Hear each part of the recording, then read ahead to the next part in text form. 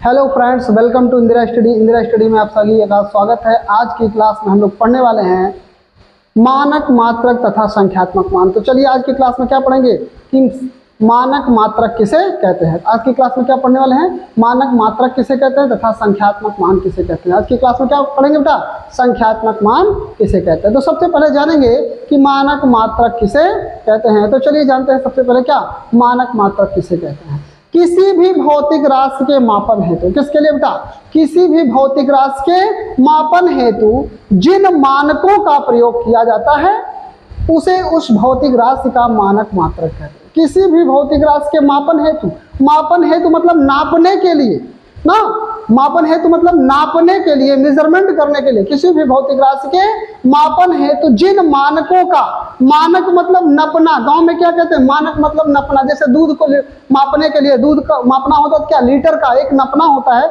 Litre का प्रयोग करते हैं, तो उस नपना को क्या कहते हैं, लीटर। यानी आयतन का नपना क्या है, लीटर होता है। ठीक है। अगर किसी चीज का वजन तोलना हो ना, जैसे साग सब्जियां तोलना होता है, तो एक नपना क्या होता है, बाट यानी किलोग्राम जिसको कहते हैं ना, तो एक नपना क्या होता है, किलोग्राम होता है। यानी द्रव्यमान का मापन किससे किया जाता है, किलोग्राम में। तो द्रव्यमान का मानक मात्रक क्या है, किलोग्राम होता है।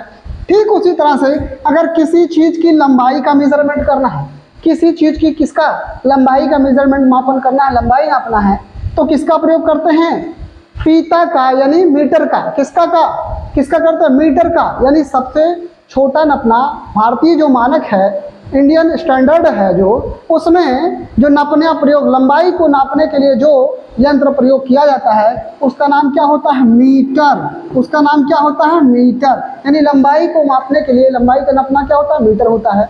लंबाई को किसमें मापा जाता है, मीटर में। द्रव्यमान को किसमें मापा जाता है, केजी में, किलोग्राम में ना। समय को किसमें, सेकंड में। समय को किसमें मापा जाता है, सेकंड में। और टेम्परेचर को केल्विन में। टेम्परेचर को किसमें मापा जाता है, केल्विन में। धारा को किसमें मापा जाता है, एम्पियर में मापा जाता है। तो धारा का मात्रक क्या हो गया, एम्पियर हो गया।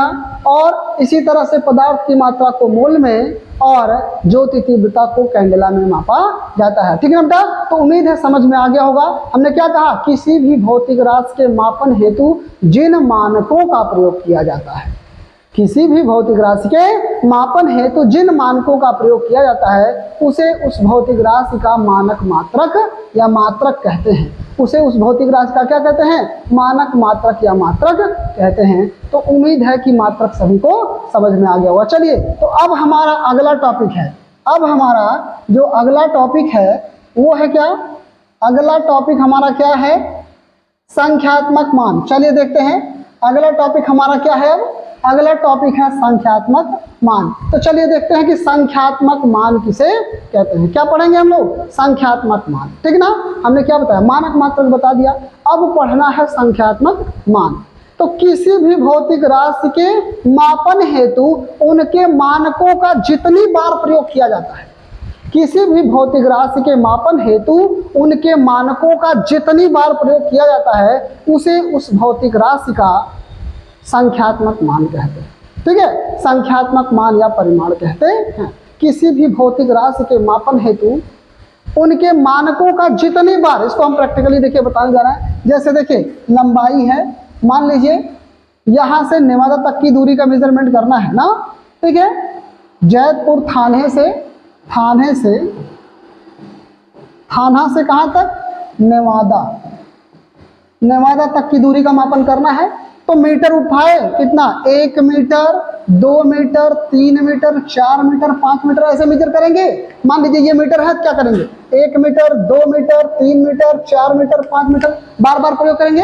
अगर एक बार प्रयोग करेंगे इसका, ये एक मानक मीटर है ना, लंबाई का मानक मान लीजिए ये मीटर है, तो मीटर लंबाई के मानक मीटर का देखिए कितनी बार कैसे प्रयोग करते हैं। लंबाई के मानक मीटर का देखिए एक बार प्रयोग करेंगे तो 1 मीटर लिखेंगे, 2 बार प्रयोग करेंगे, 1 बार 2 बार प्रयोग करेंगे तो 2 मीटर लिखेंगे, 3 बार यानी 1 बार 2 बार 3 बार नापेंगे तो 3 मीटर लिखेंगे, 4 बार नापेंगे तो 4 मीटर लिखेंगे। यानी जितनी बार आप नाप रहे हैं उतनी बार एक संख्या लिख रहे हैं ना।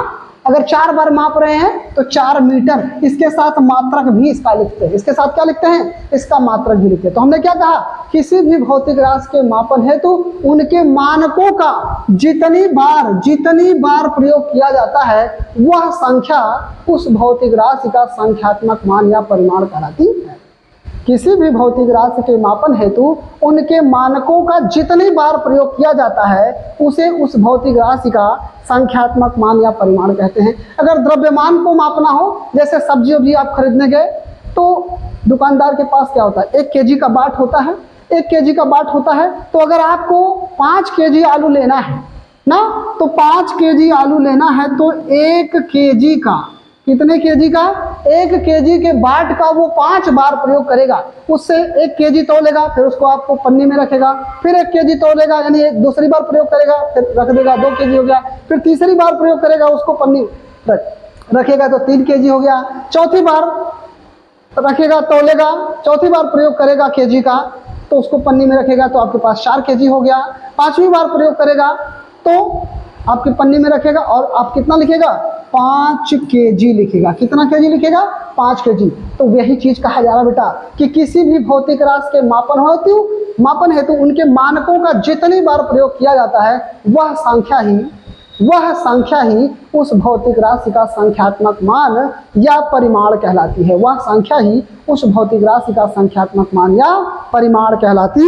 है। ठीक ना बेटा, क्या कहलाती है, संख्यात्मक मान या परिमाण। तो चलिए अब जानते हैं कि संख्यात्मक मान और परिमाण में संबंध क्या होता है। किसी भी भौतिक राशि के संख्यात्मक मान और परिमाण में संबंध है। ठीक है, मात्रक और संख्यात्मक मान में संबंध। चलिए अब क्या पढ़ने वाले हैं, किसी भी भौतिक राशि के मात्रक और संख्यात्मक मान में संबंध में क्या पढ़ेंगे, संबंध पढ़ेंगे। किसी भी भौतिक राशि के संख्यात्मक मान और मात्रक में क्या पढ़ेंगे, संबंध। तो ये संबंध तो बेटा सभी लोग जानते हैं, लेकिन रियलिटी क्या होती है आज आपको हम बताने वाले हैं। ठीक है, आप बिल्कुल अच्छे से समझ पाएंगे। ठीक ना, मात्रक तथा संख्यात्मक मान में आप लोगों को संबंध पढ़े होंगे। क्या पढ़े होंगे, संख्यात्मक मान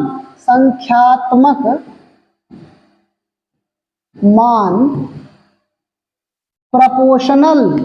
ठीक है, संख्यात्मक मान प्रोपोर्शनल कह लीजिए। ठीक है, संख्यात्मक मान प्रोपोर्शनल 1 बटा मात्रक। ठीक है, संख्यात्मक मान क्या होता है, किसी भी भौतिक राशि का जो संख्यात्मक मान होता है उसके मात्रक के क्या होता है, व्युत्क्रमानुपाती होता है। किसी भी भौतिक राशि का जो संख्यात्मक मान होता है उसके मात्रक के क्या होता है, व्युत्क्रमानुपाती होता है, अर्थात संख्यात्मक मान इनवर्सली प्रोपोर्शनल मात्रक। ठीक ना, तो इसका मतलब यह है कि यदि मात्रक बड़ा होगा तो संख्यात्मक मान छोटा होगा। यदि संख्यात्मक मान ने क्या कहा, यदि मात्रक बड़ा होगा तो संख्यात्मक मान छोटा होगा, और अगर मात्रक छोटा होगा तो संख्यात्मक मान क्या होगा, बड़ा होगा। संख्यात्मक मान क्या होगा बेटा, बड़ा होगा। तो चलिए अब देखते हैं कि इसका मतलब क्या है। चलिए देखते हैं कि इसका मतलब क्या है। ठीक है, चलिए आइए लेते हैं। तो इसका मतलब यह है बेटा कि अगर मात्रक, हमने क्या कहा, मात्रक बड़ा होगा संख्यात्मक मान छोटा, और मात्रक छोटा होगा तो संख्यात्मक मान बड़ा। अब बेटा इसको समझने के लिए एक हम एग्जाम्पल लेते हैं, बहुत अच्छा एग्जाम्पल है, आपको सब कुछ क्लियर हो जाएगा ना। आप ये तो समझ लिए, लेकिन इसका मतलब क्या होता है ये जानते हैं ना। ठीक है, अर्थात संख्यात्मक मान की अगर बात कर लिया जाए, अगर ये समझा जाए, हमने क्या कहा कि 1 मीटर लंबाई का मात्रक ले लिया जाए। अगर 1 मीटर को चेंज करना है सेंटीमीटर में, तो आपको पता होगा 1 मीटर में कितना, 100 सेंटीमीटर होता है। 1 मीटर में कितना सेंटीमीटर, 100 सेंटीमीटर होता है बेटा। कितना सेंटीमीटर होता है, 100 सेंटीमीटर। यानी कि देखिए अब मीटर और सेंटीमीटर की बात करेंगे तो metre is greater than centimetre, metre is greater than centimetre, और 1 इज लेस देन 100 ना, 1 इज लेस देन 100। यानी 1 छोटा है 100 से और मीटर बड़ा है सेंटीमीटर से। यानी कि सीधी सी बात, जब देखिए संख्यात्मक मान बड़ा है तो मात्रक छोटा है। यानी मात्रक जब छोटा, हमने कहा था ना अगर मात्रक छोटा हुआ तो संख्यात्मक मान बड़ा होगा।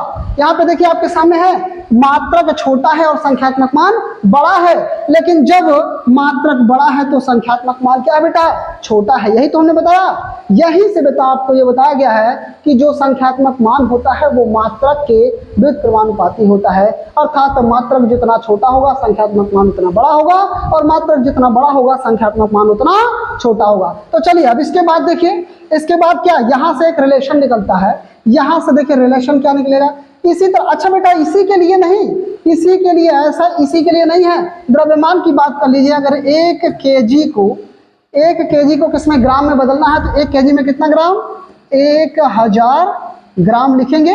अब यहाँ पे जो ग्राम है वो छोटा है और किलोग्राम बड़ा है, लेकिन 1000 बड़ा है और 1 छोटा है, ठीक ना। तो यानी जब मात्रक छोटा है तो संख्यात्मक मान बड़ा है, और जब संख्यात्मक मान बड़ा है यानी जब मात्रक बड़ा है तो संख्यात्मक मान छोटा है। उम्मीद है ये सब आपको क्लियर हो गया होगा। अब यहाँ से इसका डेरिवेशन करते हैं, जो रिलेशन है, ठीक है, जो संबंध है, ठीक है, वो संबंध निकालते हैं। देखिए आपका संबंध क्या हो जाएगा, ठीक है, संबंध आपका क्या होगा, चलिए संबंध निकालते हैं, चलिए संबंध निकालते हैं। देखिए इसके लिए संबंध क्या होगा, ठीक है। यहाँ पे देखिए आपको लिखा गया कि संख्यात्मक मान प्रोपोर्शनल 1/, मात्रक। यहाँ पे देखिए मात्रक इधर आके क्या कर जाएगा, या प्रोपोर्शनल चिन्ह हटाएंगे तो नियतांक जुड़ेगा, संख्यात्मक मान बराबर नियतांक, नियतांक और बटे मात्रक, मात्रक, यही तो होगा। और मात्रक इधर भाग है तो इधर आके गुणा हो जाएगा, यानी कि संख्यात्मक मान और गुणे मात्रक बराबर नियतांक, संख्यात्मक मान गुणे मात्रक बराबर क्या होता है, नियतांक, ठीक है ना। अगर एक पद्धति मात्रक को देखिए, मात्रक को u से और संख्यात्मक मान को n से प्रदर्शित किया जाता है। अगर बेटा एक पद्धति में मान लेते हैं MKS पद्धति में संख्यात्मक मान n1 और परिमाण u1 हो, संख्यात्मक मान n1 और परिमाण क्या हो u1, ठीक है, सॉरी मात्रक u1 हो, मात्रक क्या हो u1, यानी MKS पद्धति में, किसमें, MKS पद्धति या किसी भी पद्धति में ले लीजिए, किसी भी एक पद्धति में संख्यात्मक मान n1 हो और मात्रक u1 हो, तो संख्यात्मक मान गुणे मात्रक बराबर क्या होता है, नियतांक। तो बराबर क्या हो जाएगा, नियतांक, नियतांक हो जाएगा, ठीक है, समीकरण 1 बना दिए। और दूसरी पद्धति में, सेकंड पद्धति में, एक पद्धति में तो ये था, सेकंड पद्धति में अगर संख्यात्मक मान n2 हो और मात्रक क्या हो u2 हो, मात्रक क्या हो u2, तो n2 इंटू u2 बराबर ये भी क्या होगा, नियतांक, नियतांक क्या होता है, नियतांक, समीकरण नंबर 2। अच्छा देखिए समीकरण 1 और 2 से ये भी n1 इंटू u1 भी बराबर नियतांक है और n2 इंटू u2 बराबर ये भी नियतांक है, तो दोनों को बराबर कर सकते हैं। क्या मिल जाएगा, क्या मिल जाएगा, 1 व 2 से, 1 व 2 से क्या मिल जाएगा, n1 इंटू u1 बराबर n2 इंटू u2 बराबर कितना हो जाएगा, n2 इंटू u2। ये डेरिवेशन तो आप पढ़ लेते हैं, लेकिन डायरेक्ट आप लोग सूत्र पढ़ते हैं, ठीक है। अब ये देखिए हमने डेरिवेट करके ला दिया, इतना आपको बुक्स में नहीं दिया गया, लेकिन हमने डेरिवेट करके इसको बता दिया। तो उम्मीद है ये सब समझ में आया होगा, और समझ में आया, मजा आए तो ठोक के लाइक और शेयर करिएगा। साथ ही साथ जो बच्चे अभी तक चैनल को सब्सक्राइब नहीं किए हैं तो बेटा चैनल को सब्सक्राइब किया। Thanks for watching.